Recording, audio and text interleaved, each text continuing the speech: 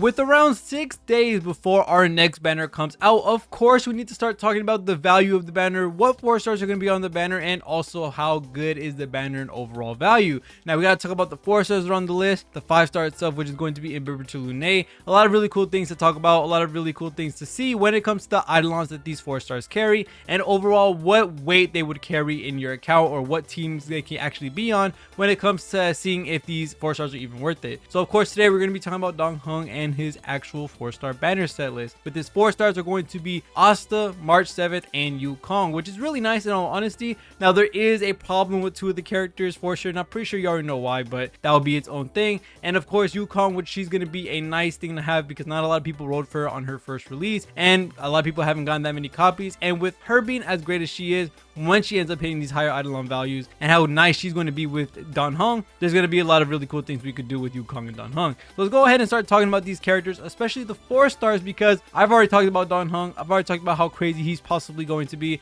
Make sure to go watch the video when you get the chance, because yes, he looks absolutely amazing. It should be in the corner somewhere where we talk about him, his kit, what he can do, all that type of stuff. So make sure to go watch that. But of course, let's go ahead and start talking about some of the characters that are going to be on his banner, which one of them is going to be, of course, Asta. Now, Asta is a free-to-play unit. You get a copy of her through the first parts of the missions of the game, and she's just the overall amazing character. She's able to attack boost, she's able to speed boost, she has really good break on fire because she does so many hits. There's a lot of really cool things that come from Asta. Now, when it comes to her eidolons, all of them are pretty nice, all of them are really good upgrades. I think she does very well with all the eidolons that she gets. Of course, the ones that are going to be later on are going to help a lot more, but as early as eidolon 1, you're going to see very good increases when it comes to being able to use her and on the team. So her eidolon 1, she's going to be doing extra hit on skill, which is going to end up helping you get extra stacks possibly when it comes to the attack and boost that you're going to get for your allies. So this is already really good. Not only does it help give you more stacks possibly with your hitting different enemies, gives you stacks on attack, you're also going to be able to have easier time of breaking shields on enemies. This is overall just a really good eidolon. For E2, we're going to see when she has her ultimate or when she uses her ultimate, her charging stacks are not going to be reduced. So you'll always keep a certain amount of attack percentage when it comes to boosting your allies through this, which is really nice. Her E4 is going to be her energy regeneration rate is going to be increased by 15% when she has 2 or more charging stacks. And with you being able to hit that extra amount with eidolon 1,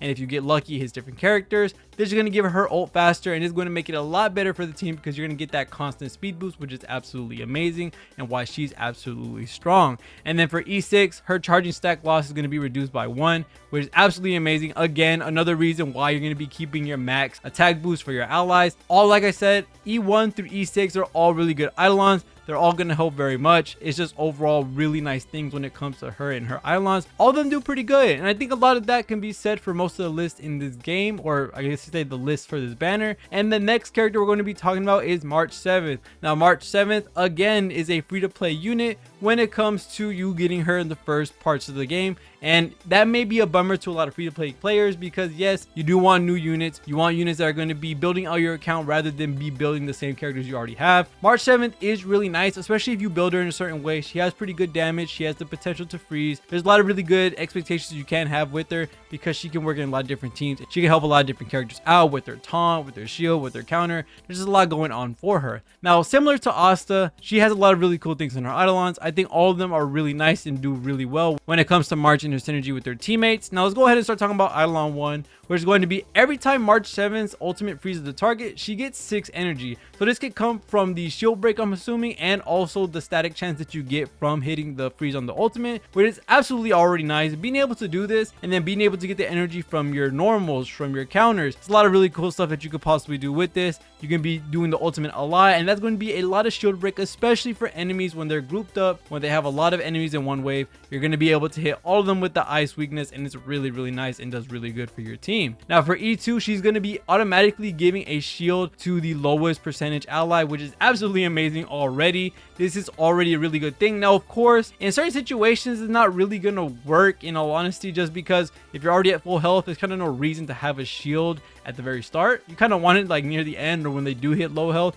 but I guess you could take what you can get, in all honesty, and it's going to help out when you are doing content like over and over again. Maybe you're grinding out relics, or maybe you're grinding out other things, and when your ally is lower health, well, March 7th got you. So there's a lot of really cool things you can do with that. E4 is going to be her counter is going to be able to happen again, and it's also going to do more damage based on her defense. Again, the counter can really stack up in damage if you build her correctly, and with her counter being done, again, more break when it comes to the shield. There's going to be a lot of opportunities for you to get more ultimates, more counters with her getting more Eidolons. So this is overall just really good buffs. And then for E6 is going to be allies under the protection of the shield are granted HP. So wow, she's going to become a healer at E6, and that's really cool. Again, these are all really good things that could be put on any team, and they all work with Dan Heng. So any copies or anything that you can get from this will help a lot. Now, of course, March 7th, in all honesty, isn't going to be the very best with Dan Heng like Asta could be, because she's just a general support with attack boosting, with speed boosting,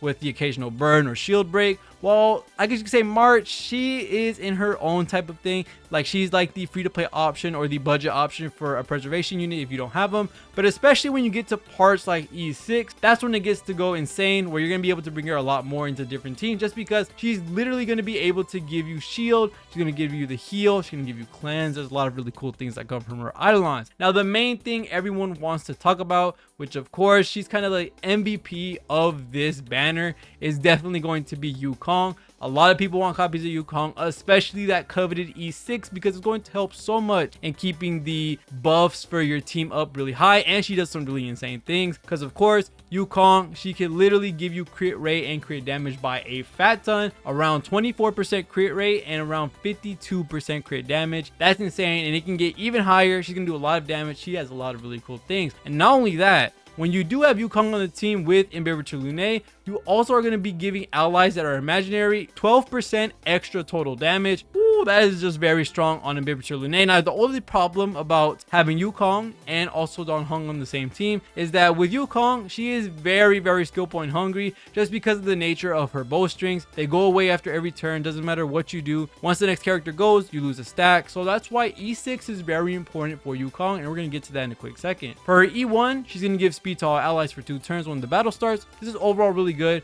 helps you get in front of enemies at certain points, so this is really nice to have. For E2, when somebody's at full ult, she'll start gaining ult faster, and that's going to help a lot with getting that roaring bowstrings buff if you have the buff active. For E4, she's going to be able to do more damage if roaring bowstrings is up, which is really nice. She does do an insane amount of damage if you have her with a sub DPS type playstyle, with her being her support as well. Now for Eidolon 6, I'm not 100% sure when it comes to the wording of E6, but E6 is very important because you are going to be getting certain buffs for sure for Yukong, and I'm not 1000% sure for other characters.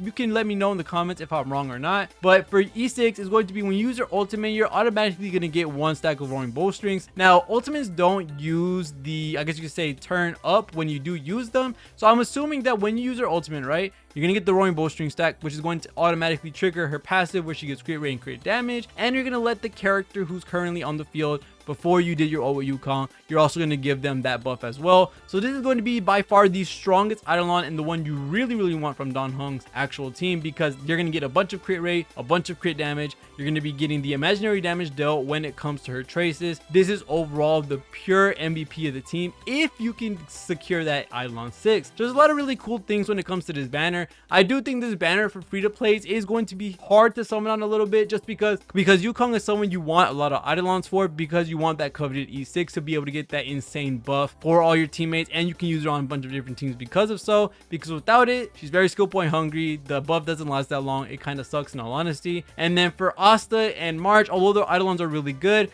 they are free to play characters. You do get them at the beginning of the game, and a lot of people really want brand new characters as opposed to getting copies for ones that they already have. So when it comes to being a free to play player, it is going to be a little bit hard to summon on Dan Heng's banner in all honesty, just because I do think when it comes to Fu Xuan's banner that we're going to be talking about in the future, I do think her banner is a little bit better, because not only are you going to get a sustainability unit through Fu Xuan at the preservation unit, you're also going to get an abundance character, which is going to be Lynx, and I think they're both equally going to be absolutely insane characters for your account when it comes to versus a DPS through all the free-to-play supports that accounts already have. So in all honesty, it might be a skip for Dan Heng when it comes to the average player, but if you're going to go for Dan Heng, go ahead and good luck. Hopefully you get him in the first multi. But other than that, that's going to be it for this video. Thank you guys so much for watching all the way to the end of the video. See y'all guys in the next one. Make sure to watch the Dan Heng video if you haven't already, and maybe the other ones too with Lynx and Fu Xuan. So if you're ready for them, good luck. Hope you get in the first multi, all that type of stuff. See y'all in the next one, and peace.